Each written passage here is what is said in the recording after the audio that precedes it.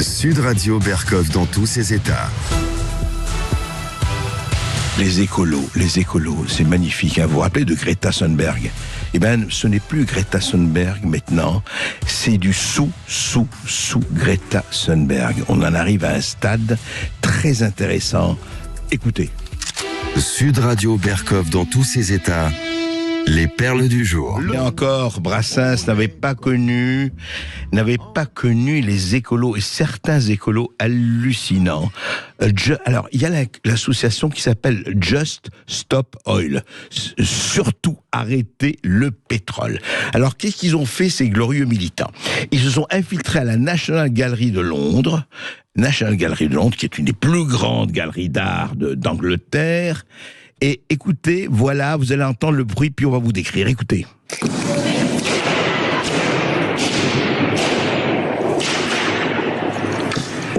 Alors, voilà, il y avait un garçon et une fille. Qu'est-ce qu'ils ont fait? Et puis ils parlaient. Eh bien, à coups de marteau, ils ont écrasé la vitre de protection d'un tableau de Velázquez. Heureusement, ils n'ont pas eu le temps de s'en prendre au tableau lui-même. Heureusement qu'il y avait une vitre de sécurité. Mais ils ont tapé là-dessus, voilà, pour exiger l'arrêt immédiat des nouveaux projets pétroliers et gaziers au Royaume-Uni. Voilà. Just Stop Oil.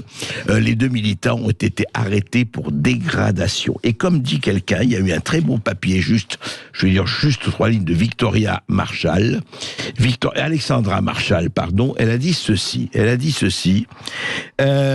Si une personne ordinaire, vous, moi, militant résistant de Sud Radio, auditeur Sud Radio, si une personne ordinaire s'approche d'une œuvre d'art inestimable dans une galerie et tente de la toucher ou jeter de la nourriture dessus, elle est arrêtée immédiatement et condamnée à une amende.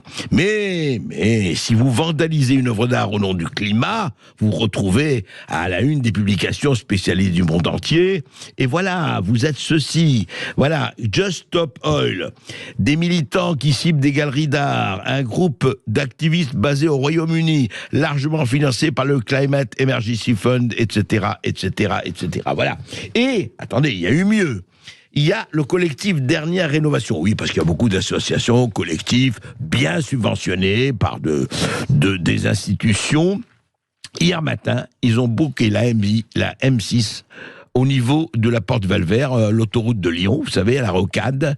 Et bien, pendant une demi-heure, voilà, ils ont bloqué, effectivement, la circulation, voilà, en se mettant sur la rocade. Et il y avait une femme qui avait un enterrement et dit, écoutez, je suis à fond écolo, mais vous n'imaginez pas les conséquences de ce que vous faites. Je dois aller à cet enterrement. Oui, mais ils n'en avaient rien à faire. Non, on est là, bloqué 5 minutes de plus, voilà. Et elle a osé dire, ça dégoûte les gens de l'écologie. Mais dites-moi, c'est quoi ça d'aller saccager des œuvres d'art au lieu de saccager les véritables responsables de la pollution? Ça veut dire simplement que vous n'avez aucun organe, aucune colonne vertébrale, et je m'arrêterai là, nous sommes à la radio, que vous n'avez même pas de neurones, votre avant-dernier neurone s'est battu avec le dernier et l'a éliminé. Voilà ce que vous êtes, ces militants ultra-écolos qui bloquent les routes, qui cassent des œuvres d'art, qui peinturlurent de rouge telle chose. C'est ça votre climat? C'est comme ça? Vous croyez que les révolutionnaires de 1789 ou de 1917 ou autres, c'est comme ça qu'ils se sont battus? Mais qu'est-ce que c'est que ça? Mais vous êtes des flaques d'eau, pardon de vous le dire. Mais franchement, lamentable. Sud Radio Berkov dans tous ses états. Maurice Fanon, La Petite Juive, un très belle chanson. Et on pense évidemment, La Petite Juive, c'était évidemment Anne Frank, le journal d'Anne Frank, tout le monde connaît ça, tout ce qui s'est passé en Hollande. Elle était réfugiée dans un grenier avec sa famille, elle a été déportée, voilà. Eh bien, dans le nord-ouest de l'Allemagne, une école a envisagé de renoncer à s'appeler École Anne Frank. Et oui, comme vous savez, nous, Samuel Paty, ça a été très difficile de baptiser Samuel Paty. À Tanguer-Outé, une commune de 10 000 habitants, la directrice de ce jardin d'enfants qui existe depuis les années 70 a tranquillement expliqué que l'établissement voulait se débaptiser parce que le nom d'Anne Frank n'est pas adapté aux tout petits. Ah ouais, c'est vrai, ça, c'est vrai. C'est vrai. Qu'est-ce qui est adapté aux tout petits? Marc Dutroux, Anne Frank, ça ne va pas?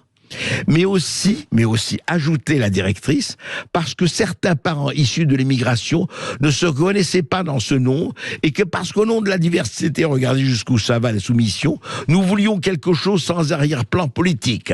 Donc, une enfant de la Seconde Guerre mondiale déportée à Auschwitz ou à Treblinka, ça a un arrière-plan politique. Voilà où on en est. Heureusement, les gens ont de Tanguy-Outé ont réagi, et la commune, la directrice de jardin d'enfants a été obligée de faire marche arrière. Dans quel monde on vit ? Dans quel monde on vit où, par lâcheté, par soumission, par faiblesse, les gens en arrivent au point de dire « Ah oui, non mais Anne-Franck, ah oui, c'est quand même... ce ne serait pas assez trop politique, Anne-Franck. Non, on va appeler ça... allez, le jardin d'enfants Adolphe. Bah oui, Adolphe, c'est pas un nom politique, au moins il n'y a pas de connotation. » Voilà où on en est, auditeurs résistants du Sud Radio, dans ce monde de 2023.